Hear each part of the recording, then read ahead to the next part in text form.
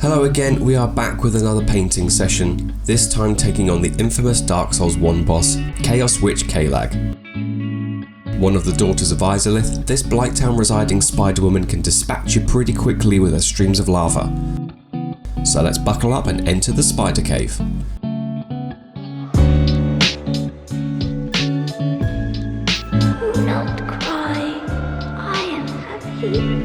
So this is a pretty funky looking model. We've got a lot of the spider detail and it's looking pretty cool. It's been cleaned up and cured from the printer and I've cut the supports off, so we just need to go over it and tidy it up before we prime it. With a model knife, I'm going over and taking off any of the remaining debris from the supports, and with a low level grit sandpaper, I'm just going to refine some of the edges. Some of the rougher bits need some tougher sanding, so a file will do the trick. Now this model was printed hollow, so I'll just need to fill in some of the drainage holes with some green putty from Green Stuff World. Mixing in some water so we get a nice even coverage across the underbelly here.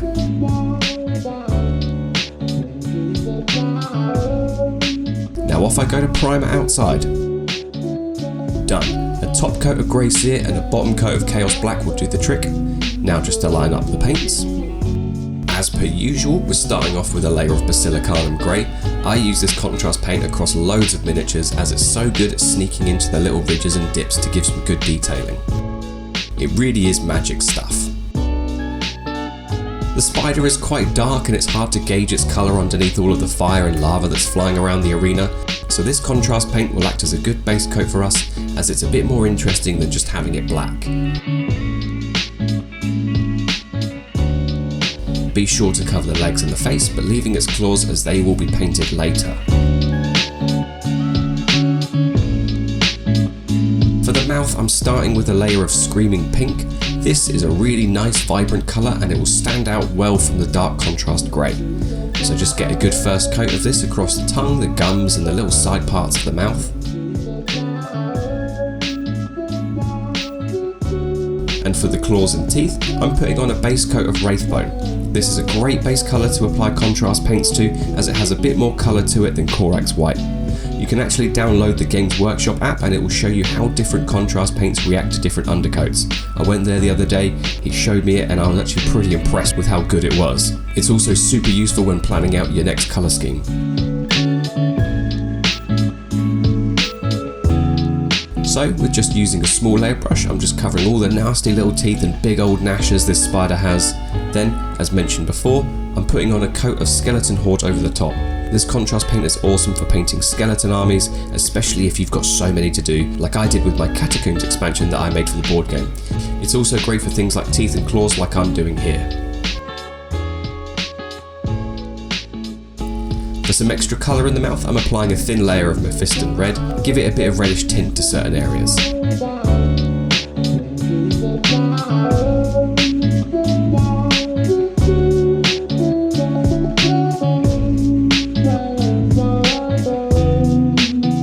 I'm also just going back over the teeth with some Wraithbone and a dry brush just to bring in some of those highlights back again.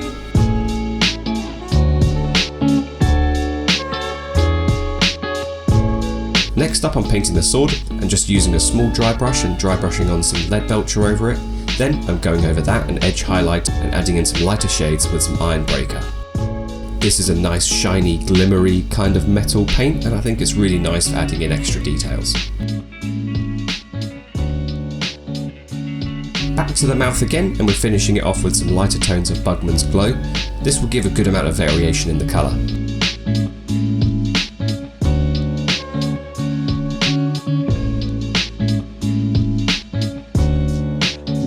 To blend between the legs and claws a bit, I decided to apply a small layer of Mournfang Brown and just going over the top of the claw in that little bit that meets the leg.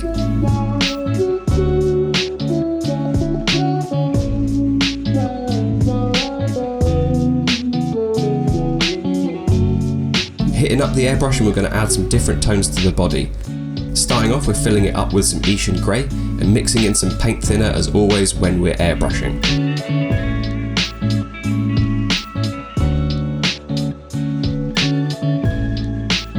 With that done, for some even lighter tones I'm mixing in some Administratum Grey and spraying over the areas of Ishan Grey.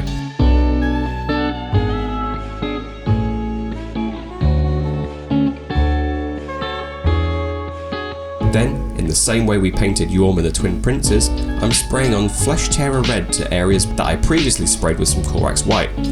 For more details into how I do this effect, check out the video with Yorm or the Twin Princes. I don't want to bore you in every video with the same method, I promise. Apply a halo of Korax White back over the red, and then a layer of Gryph-hound Orange on top of that.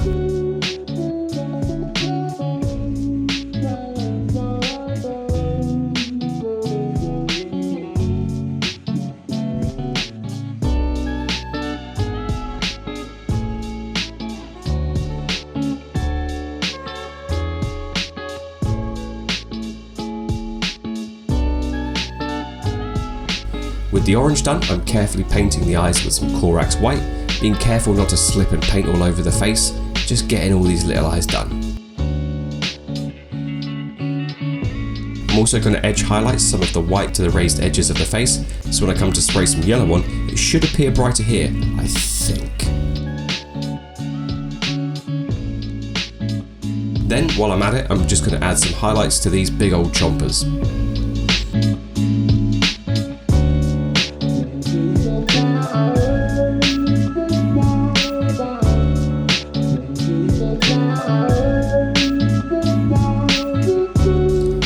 White again, and we're on to the yellows. Going round it again with some Meandrin yellow, and just to finish it, on top of that, we're adding some Flash Glitz yellow.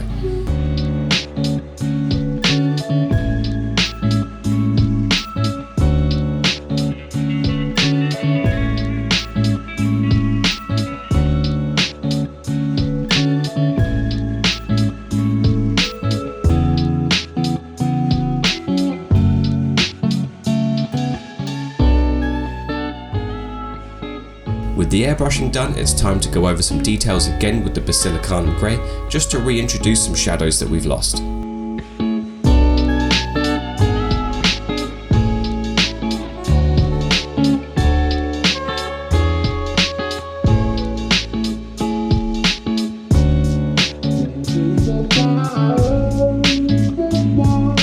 Now for the actual sister part, we want to accentuate the skin tones here, so I'm starting off with some Bugman's Glow, as it's a very dark base coat that we can apply brighter shades to.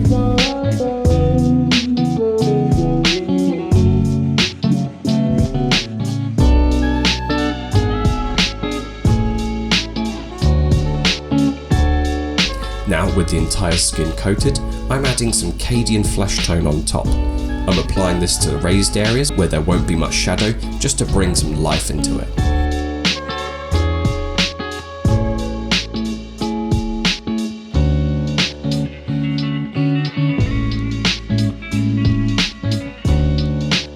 Following suit with that, I'm applying a coat of Kislev flesh to even smaller areas that I want to highlight.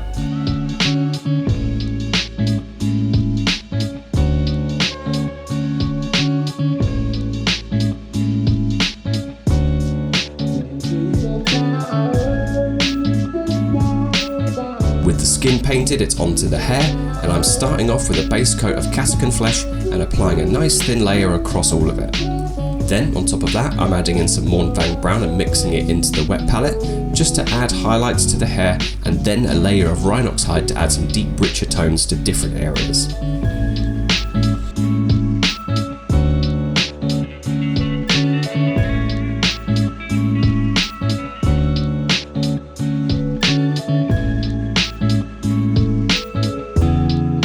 Now for my favourite bit, the super fun bit, we're going to make some disgusting drool coming from the spider's mouth. To do this, you need three things: fishing wire, UV resin, and a UV torch. You just need to cut thin strips of fishing wire and glue them in place to the teeth. You can attach as much as you want, you can have them cross over each other, drip across the teeth, drip down from the mouth, choice is yours. This is also a really good technique for doing dripping blood, dripping vomit, anything that's kind of gross and dripping.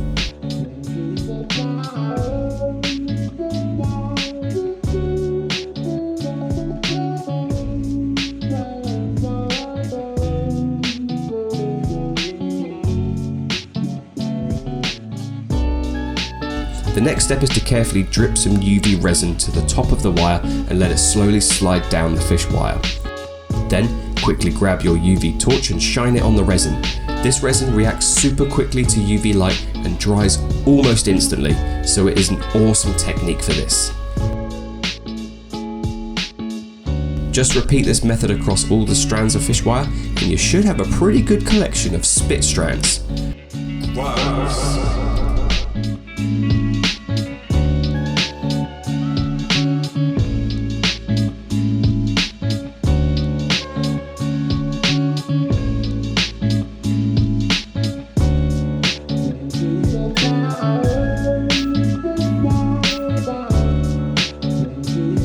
And there we have her, a terrifying spider woman ready to kill all who enter her domain. Well, thanks very much for tuning in everyone. I hope you enjoyed today's episode. If you did, be sure to drop a like, leave a comment, and don't forget to subscribe. If you have any specific models in mind that you'd like to see from any of the Fromsoftware games, or other games, then be sure to get in touch. But for now, that's it from me, and I'll catch you next time.